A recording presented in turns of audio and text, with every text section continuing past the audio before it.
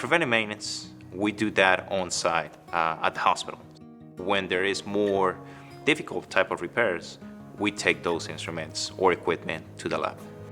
We have all the equipment, we have all the parts needed to do the repairs in a timely manner, and our technicians have the training, the experience needed in order to accomplish the work to the OEM standards.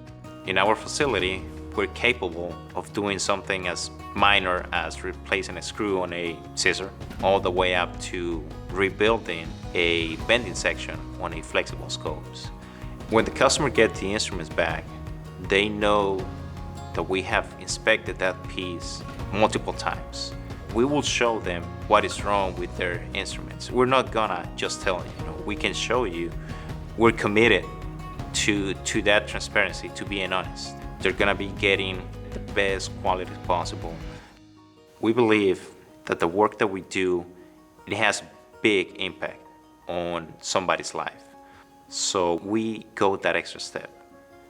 We go that extra mile to make sure that we do the best that we can do.